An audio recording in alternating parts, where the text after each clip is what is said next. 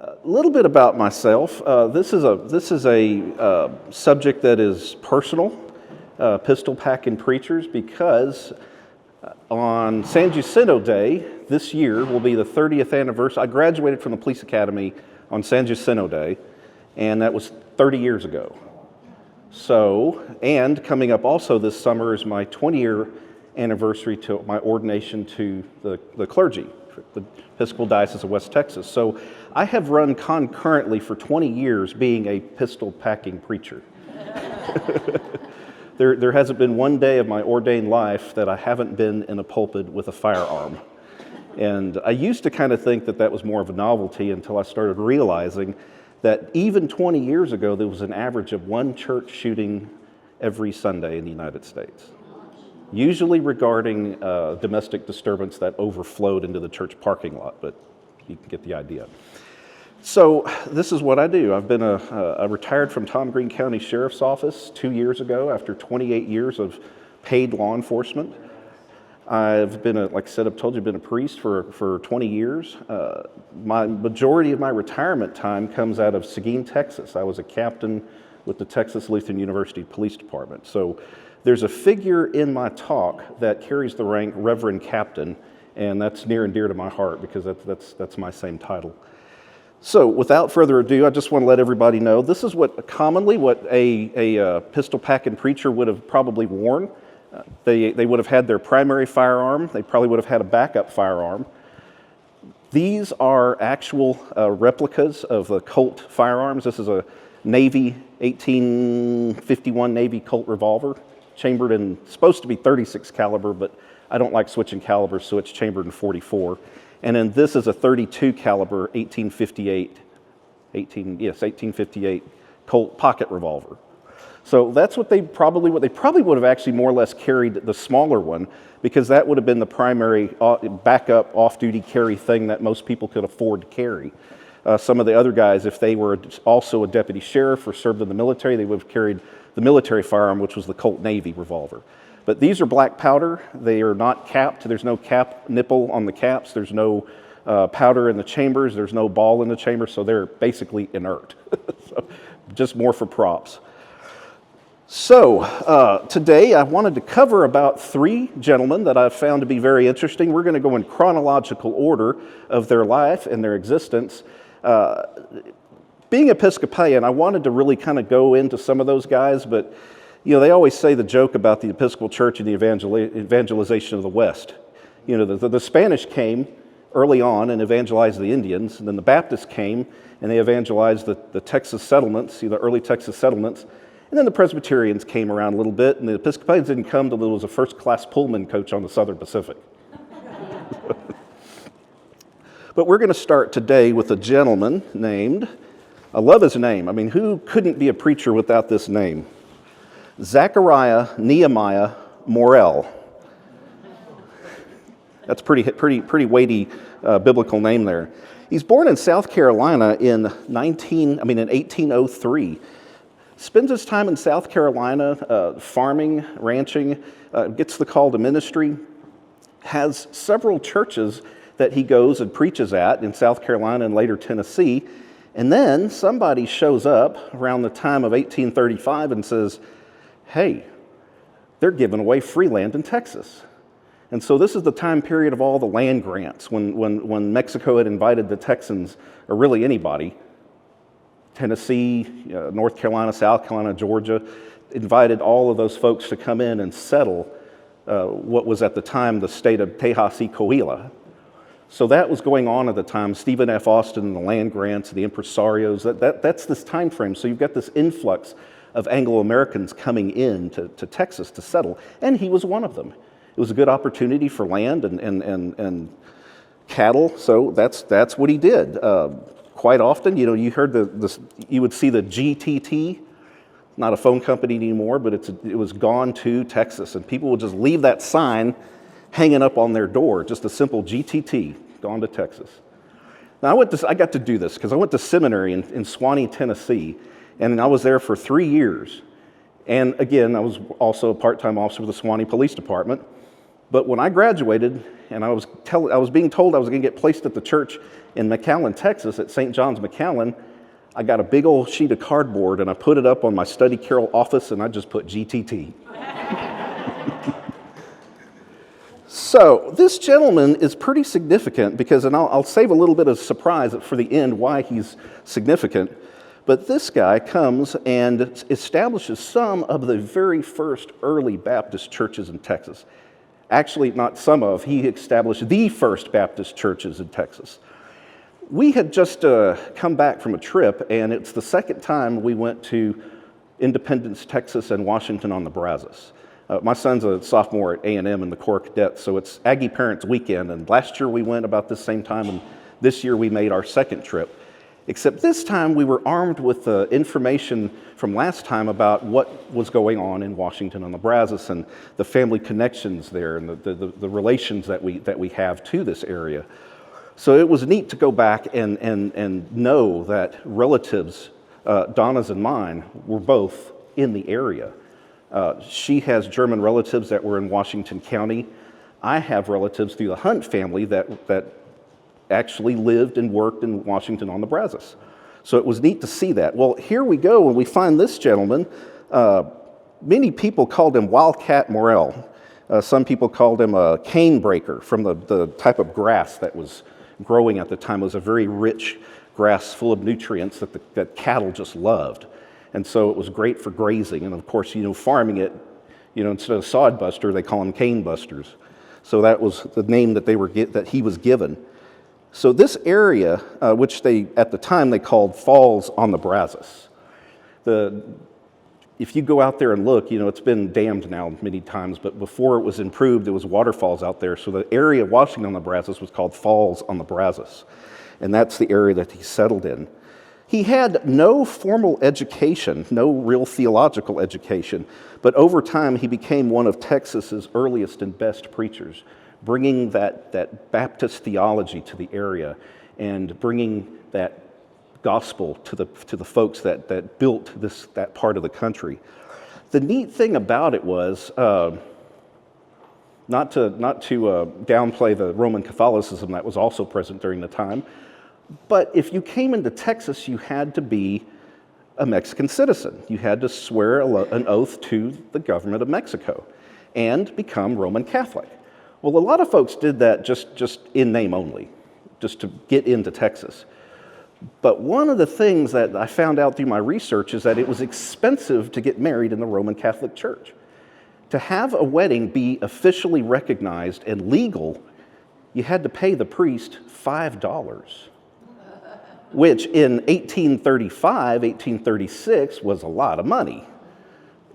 I think if I did the mental calculations, probably pretty close to $50 or $100. So that's expensive, not to mention everything else that goes with the wedding. So they had to pay the priest $5. Well, Reverend Morel came in and said, I don't need that. Just find me a Bible and let's find us a nice tree and a back porch. And he started marrying folks. And so that was one of the initial things that was going on and drawing people to the area and to the Baptist church. We actually we didn't go this time, but we actually were in the actual old church that he established way back in 1841. So he's a neat character. He goes on to establish, in 1844, Huntsville, 1845, Washington on the Brazos, 1849, Little River, which is in Milam County, Marlin, the church in Marlin, 1851. So he's pretty busy. He's one of those early Baptist circuit riding preachers, going around and establishing different places. He gets married twice, and you might think this is interesting. His first wife bore him 4 children and unfortunately died. His second wife, they were married 15 years. And well, I've started to realize these circuit riding preachers, a lot of times, they're usually on horseback alone, so they're not home very much. So what I found out is that after 15 years of him just not ever being home except for maybe like Christmas and Easter, she left him. Just got tired and said, that's enough. And I've seen that through some of these other circuit riding preachers. Some of them complete their full long marriage, but they're never home. Nobody's there to like change the light bulb or help with the unload the wagon or fix a leaky faucet. They're not home. A lot of them are on the road a lot. So unfortunately, that's what happened with him.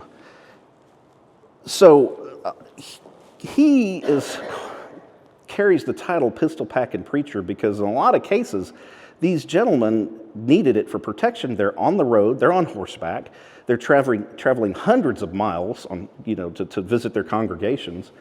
And we're talking Texas in like 1836, 1840, 1841. I mean, the Indians hadn't even been subdued yet. They're still Native Americans fighting for their land and running into these Anglo-Americans that are trying to settle and get off my land, and the shootout starts. Also keep in mind, it's not like this day and age where, animals usually see us and run in fear. Animals are like, you're in my land too. You might have an attack from a wild animal, so these guys have to defend themselves. And also keep in mind, this is lawless country.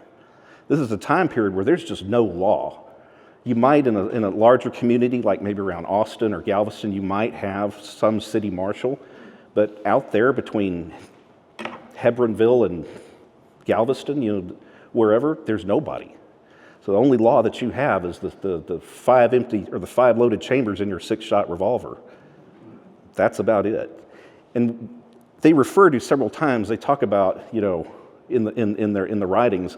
Well, I had all 6 chambers loaded for this one. Well, one of the things that these guys knew and did is if you ever work with single action revolvers, if you load all 6 chambers up, they didn't have any safeties back then. You could just drop the gun. It's simply just beat the butt on the table, and that hammer is resting on the primer. And so if it hits it hard enough, that bullet's going to discharge. So a lot of these guys would carry an empty chamber under the hammer in case they dropped it or they're bouncing around on horseback or something or whatever, so they wouldn't shoot themselves. But when they say, for this one I loaded all 6 chambers, it meant they were going into battle. They wanted to have all 6 chambers ready to go and stack the odds as best they can in their favor. So I've seen that come up several times in here where they'll make reference to, it was a long night, I had all 6 chambers loaded. So he is a pistol packing preacher because one reason out of self-defense, but also because during this time period was the raid, the Comanche raid on the town of Linville in 1840, and just sacked the town. I mean, it's something that we don't hear about too much, but they came in and raided everything and took prisoners and ran off with them. So, of course, the Texians are, we want our people back. So what ensues shortly after is the Battle of Plum Creek, and that's a whole talk in and of itself. But it was when the Comanche under Buffalo Hump came in and went to battle with the Texans. About 1,000 Indians, from what I can tell, against about 200 Texans, later rising to about 500 Texans. And he was right there with them. He was right there in the middle with them. He fought with some of the well-known people at the time, Colonel Burleson, Jack Hayes, Ben McCullough. A lot of these guys all knew each other. They were all friends. A lot of them even went to church together. So in a sense, he takes on the role as the early chaplain to the Texas militia. In a lot of cases, he will be out there with his men and the campfires, kind of calming them down, praying with them, and then when the fighting starts, picks up his gun and is standing shoulder to shoulder with these gentlemen. And then afterward, in many cases, with not just him, but with others, as soon as this fighting's over, drops his weapon and goes around and starts taking care of wounds, praying with wounded soldiers, and providing that pastoral care to the folks that he just fought shoulder to shoulder with. So this battle goes on for a bit. The Native Americans ended up retreating, not so much because they were whipped, they definitely outnumbered the Texians, but because they wanted to try to keep their captives from getting freed. So they would draw from the battle. The Texans claim it as a victory. They're like, oh, we held the field, but luckily the Native Americans retreated at about the right time. So in and all that, he goes on again to establish another church in 1871, and again at another church in 1853. Now the interesting thing about him is he also, without having any formal education, he's basically self-educated and self-taught, goes on to be on the board of education of the Baptist church that helped establish Baylor University. So, I mean, he's got his hand in every part of church polity. He's well known, he's popular, he's well liked. He even goes on a missionary trip to Honduras. So he is very, very active in his life. Now here's the thing that I was going to leave to the end on him is he's pretty significant in Texas history because Sam Houston had refused to get baptized all these years, and at the age of 61, finally turns to his friend, Preacher Morrell, and says, I think I'm finally ready. So he picks himself out two other favorite Baptist preachers, and they go down to that little church that we visited in Independence, Texas, to get baptized. Except when they're getting ready to go in and do the baptism, they slide the cover off the baptismal font, and a bunch of kids the night before had filled it up with twigs and sticks and dirt. So they quickly have a makeshift plan, and they go down to the river about a mile away, and he gets baptized in a place called Baptismal Hole.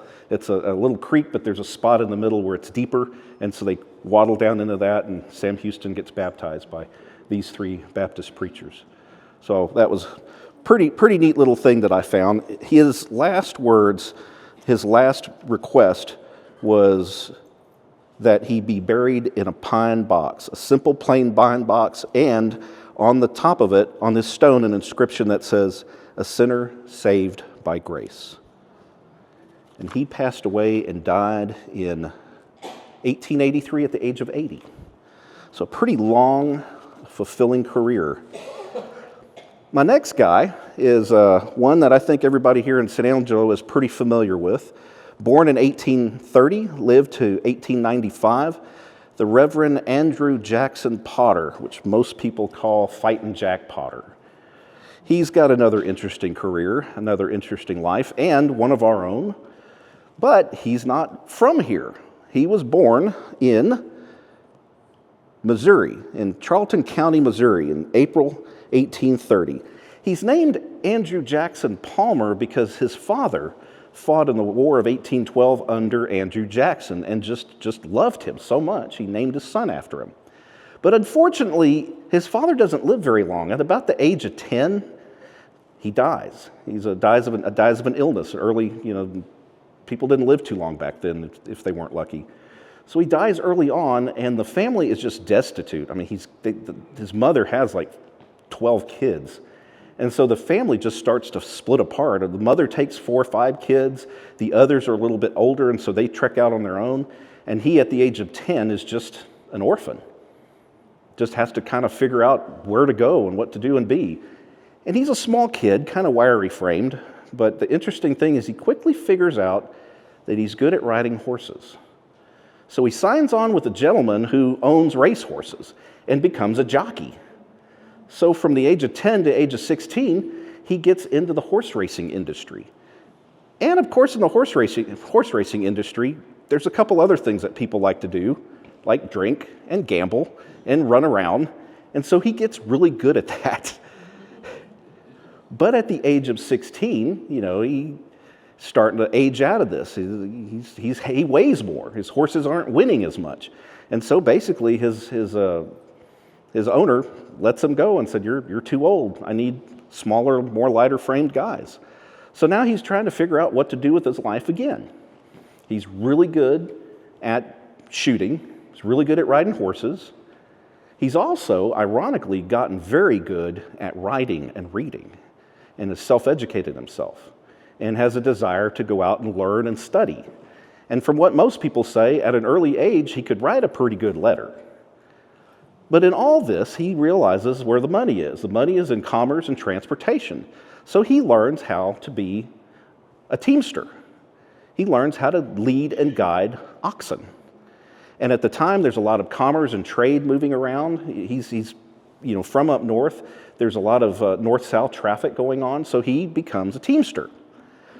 At one point, he decides to sign on with the Army. he goes he goes under the command of General Sterling Price and serves 5 years. And the poor guy at the time is just not very big. He's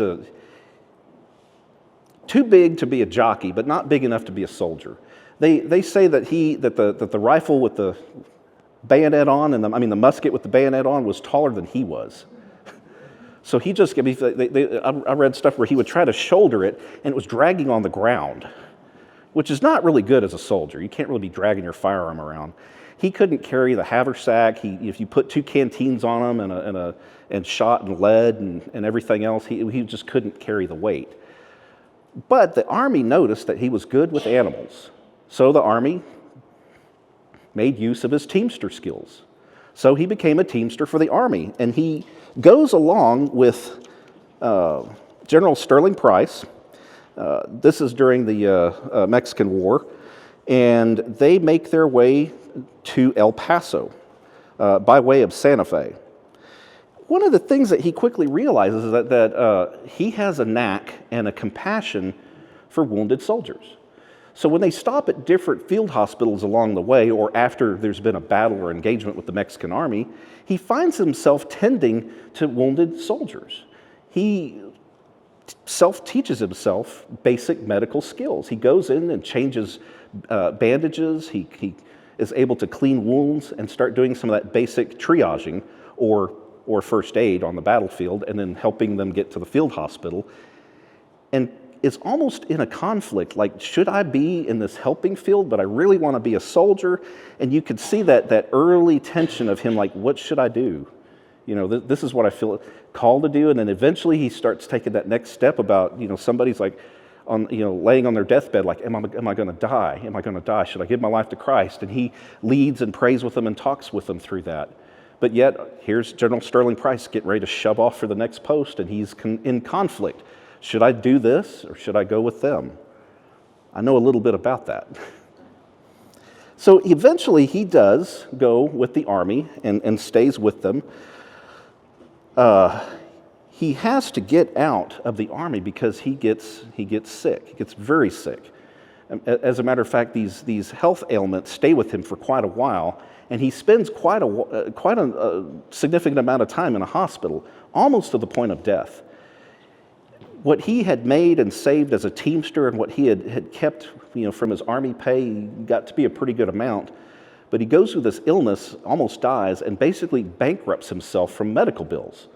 Just doctor visit after doctor visit after doctor visit, but he's determined to recover from that. And the other neat thing I found out about his character is he does go into debt. He does eventually run out of money and has to go off credit to pay for his medical expenses. Well, he, in his mind, is not going to be a burden on anybody. So again, he takes up being a teamster and goes out and earns that money and pays off his debt, which I thought was a pretty neat characteristic for somebody of that day. It's during that time frame that he has started to realize, I've got a calling. I've got something that I can't get rid of. And I know what that feels like, because when I was in the service at Texas Lutheran University Police Department, well, when you're going to run from a calling, don't go to a Christian university campus. That's number one. And so I had been feeling this since I was about maybe 10 years old, 11 years old, feeling that draw to the ministry. My family is, well, I would say 5th generation Episcopalian, but we go all the way back to the Jamestown colony in southern England in the Anglican church, so generationally Anglican Episcopalian. And so I had several different priests in my life that I was drawn to. They one of them liked trains, another one was former military. So these were things traits that I thought, oh, I just have to be a bookworm. And so I made a deal with God. I said, all right, I'll do it. I'll go to seminary. But I'll go to seminary after I make the rank of captain, because I figured that's where I wanted to get to in my law enforcement career. And most people that make that rank are usually almost out the door to retirement. So I thought, I'll do that. And I locked myself in the university chapel that night, made this deal with God. And for the first time in about 15 years, I felt at peace. It was as if God said, okay. And I walked out and I thought, oh, okay, all right, this is the plan. About a year later, my chief slides a sheet of paper across his desk and says, turn that over and read it. And I did, and it says, hereby, on this such date, you're hereby promoted to the rank of captain. And I said, boss, there's 2 other people that are senior to me. What about them? And he said, are you the blankety blank chief of police? No, sir? Then shut up. And then, a few months after that, my bishop called and said, I've affirmed your calling to go to seminary. You have a year to get your life ready to move.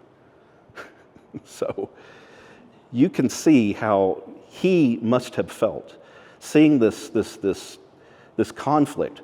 Do I stay in this helping profession, or do I go do the fun stuff?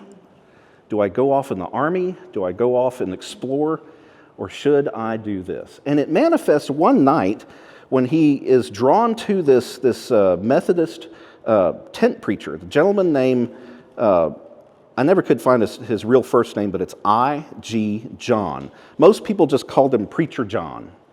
So he goes in and listens to this Methodist tent preacher and is just drawn in, so much to the extent where he starts hanging around this guy, and they build a relationship and a friendship.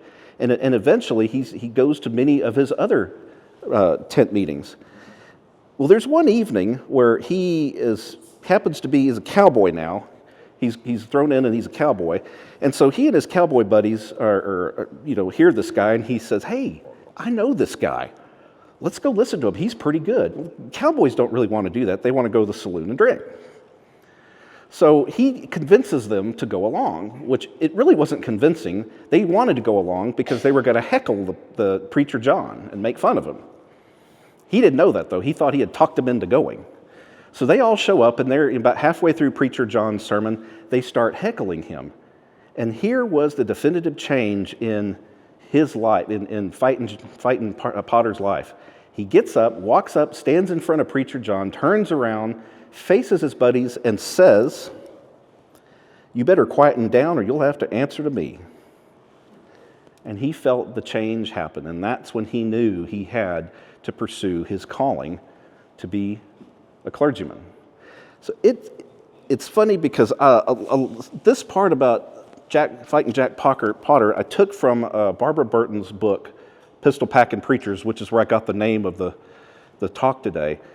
She writes this about him. She says, the man who raced horses as a kid, chased cattle as a teenager, driven wagons as a man, suddenly found himself studying long hours at night with the help of a coal oil lamp.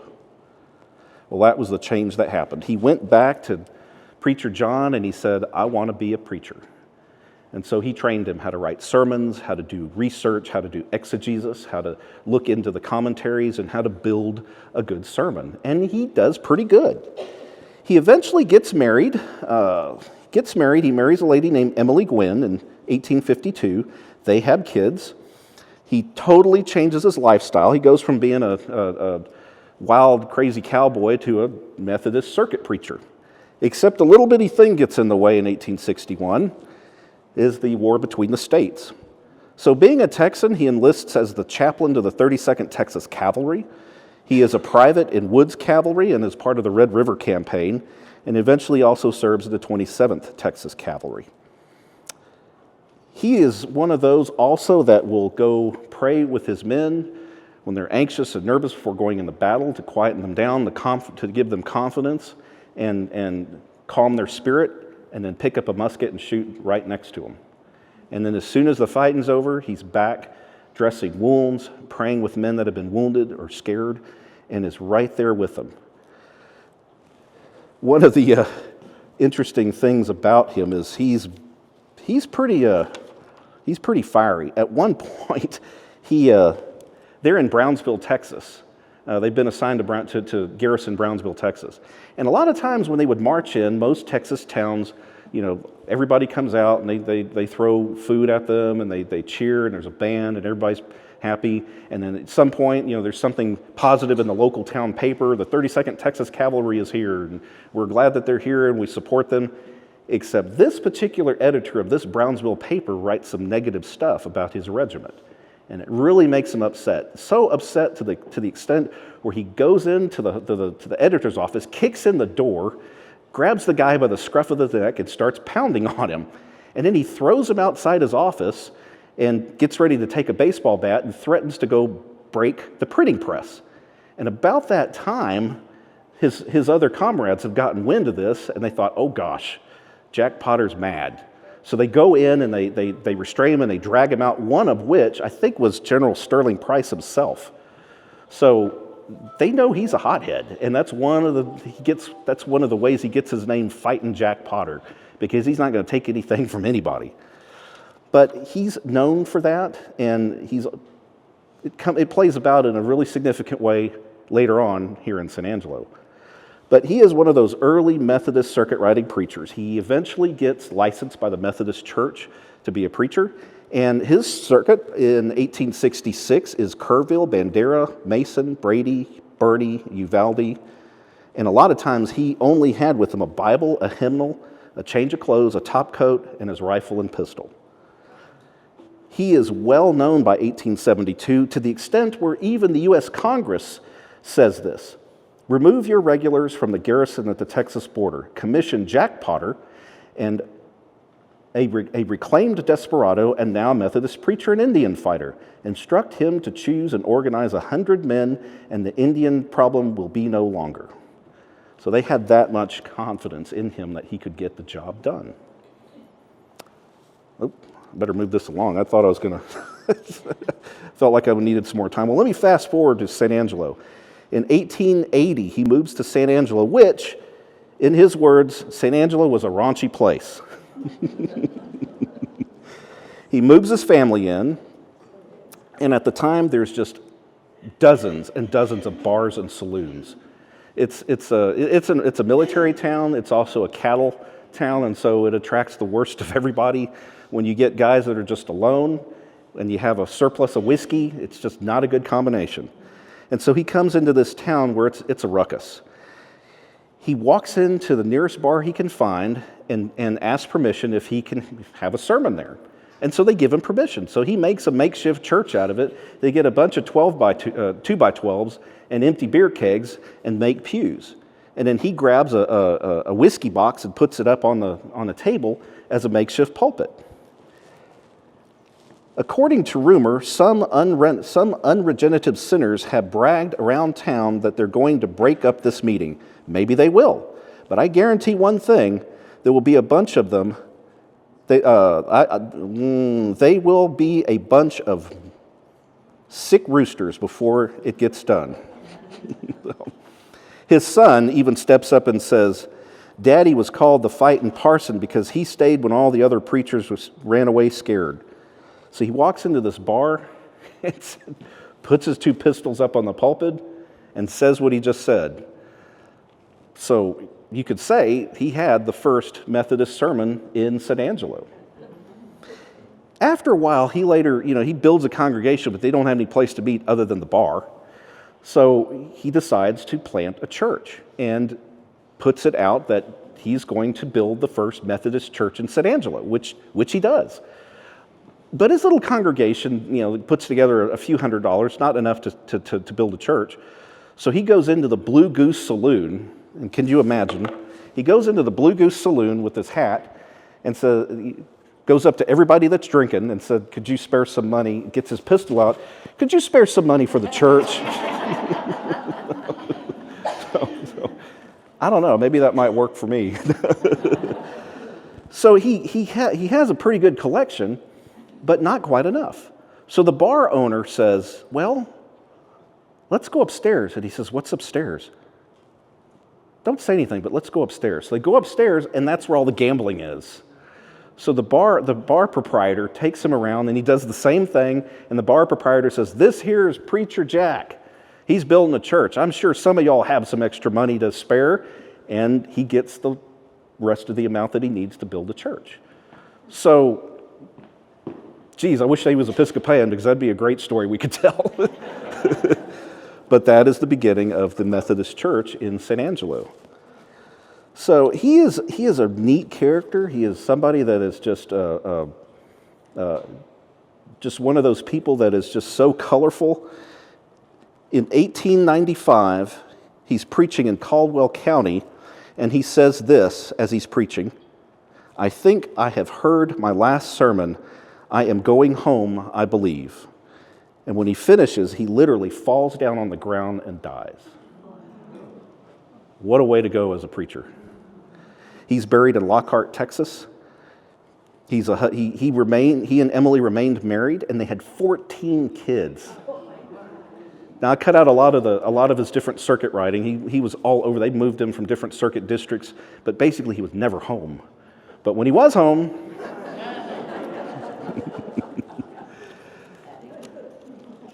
okay, so my last guy tonight, or this afternoon, is a pastor called Pierre Bernard Hill, 1877 to 1958. He was born in Richmond, Virginia, and died in San Antonio, Texas. I had this set up different. I have to go to the middle and then back up to the beginning. So he comes to San Antonio, or he comes to Texas in 1921. Moves in. It's interesting that all these pistol-packing Texas preachers are not from here. They're from somewhere else, and they move in, which kind of reminds us, I always like to say, if it wasn't for Tennessee, there wouldn't be a Texas.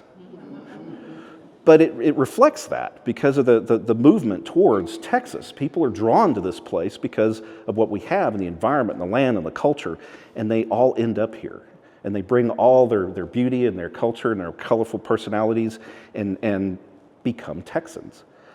But he's a Presbyterian, so he's well-versed and educated in Presbyterianism and Calvinism. He brings his theological education with him. It's talked about how in Virginia and Tennessee, and South Carolina, he preached to the Gentile culture. So this is a big step for him to come out here. And he comes out here in a time when it's still kind of the Old West. We have an Episcopalian, y'all probably have heard of him, Brother Mercer. Brother Mercer came from England in 1900 and lived here until 1925. And the stories I hear about him, he's been at every church that I've been at. He had a horse and buggy. He had a coal oil lamp. And this is in the early 1900s, so it's still the Wild West out here at the time. And he lives and experiences some of that. Let's see if I can try and wrap him up pretty quickly. He goes on to be the first radio preacher in the United States. The first time a preacher got on the radio and put a sermon out there on the airwaves. And being from New Braunfels, Texas, it's WOAI out of San Antonio, and so that's the big radio station, AM radio station for us out there. And so when they said WOAI, I'm like, I know that radio station. So he goes on and does this. He establishes a church in San Antonio. Not established, he's preaching at the First Presbyterian Church in San Antonio, and is drawn to public service. He's well known to be somebody that is very, very amicable, very friendly, very approachable. He's very trustworthy. I mean, that's his town reputation, even among people that aren't Presbyterian. He builds a really close, tight-knit ministerial alliance, so he is in good favor with the Episcopalians, the Baptists, the Catholics, the Lutherans. They all just bond together, and he builds a really cohesive ministerial alliance. There is one occasion where, keep in mind, this is San Antonio in the 1920s, Prohibition. You've got several military bases on hand. There's lots of commerce, lots of oil money going around. And the good, quiet citizens of San Antonio just kind of wanted to ignore that over in Alamo Heights and let the other parts just kind of run amok. Except when it spills over into the genteel parts of town, they get irritated and they want to go to the chief of police and raise a ruckus. And all the ministerial alliances gathered together, and they're going to go protest and stand in the mayor's office and demand the chief of police do something. Well, he's friends with the chief of police. So he gets the ministerial alliance to kind of calm down. They said, "Can you give me one day?" So they say, okay. He goes up, talks to his chief of police friend, and says, they're getting ready to storm the doors. And they're going to put stuff in the newspapers and start petitions and rally and protest if we don't do something. So they get with the city commissioner and the chief of police, and they come up with a plan to slowly start reining things in, and it's successful. And he goes back and he tells them this, and everything starts to calm down. So you can see already he's one of these people that's a negotiator, somebody that's able to appeal to many people outside of his own denomination. And through this, he also becomes friends with a Texas Ranger captain. He's drawn to this law enforcement thing, and it's easy to him, and it's natural to him.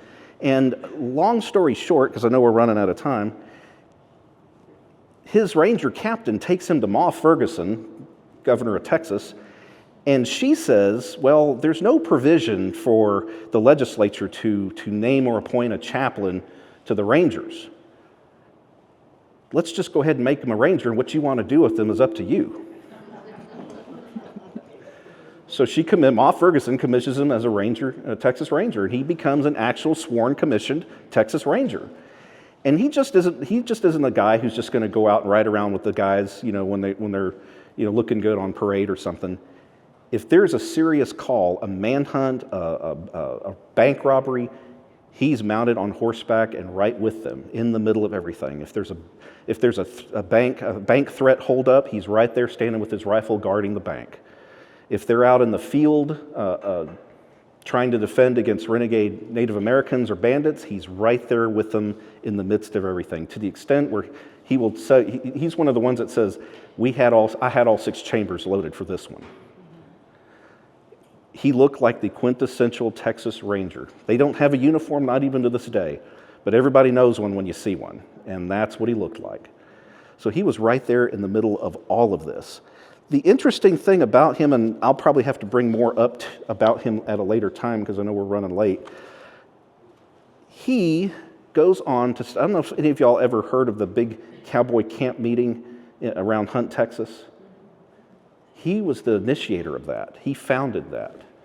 So that was something that's really neat about his legacy. One of the other neat things about his legacy is his children. Let me see, I got it here on one of these back pages. Okay, have y'all ever heard of Sam Hill? Sam Hill, like what the Sam Hill? Sam Hill is his son.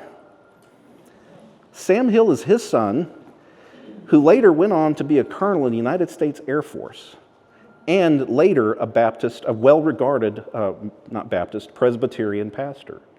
His other son, David Hill, have y'all ever heard of the Flying Tigers? The U.S. pilots that went and fought in China during World War II? His son, David, was a Flying Tiger, and later went on in the United States Air Force as a colonel also. So he has a pretty neat family, pretty interesting character. Later on in his career, he's actually promoted to captain, so he carries the title, the Reverend Captain Pierre Hill. So I was really drawn and attracted to him. He eventually died and was buried in San Antonio. But one of the last stories I wanted to share about him is there was he was sitting, and I've had this many times, you're sitting at home, quiet, nothing going on, and the phone rings. Pick up the phone, there's another police officer on the other end that says, "Are you busy?" Well, that happens. San Antonio police detective called him and said, "Are you busy?" And he said, "No." And he said, "We've got to go find somebody. We've got somebody that's threatening to shoot someone. Do you want to come with me?" And so he does. And he goes to find, there's a threat made about this young kid that Captain Hill knows, and it's a hothead kid. And they go to his house looking for him because he's threatened to go, they've got a warrant for him, and he's threatened to go shoot up his girlfriend's house. They get there, the girlfriend's gone.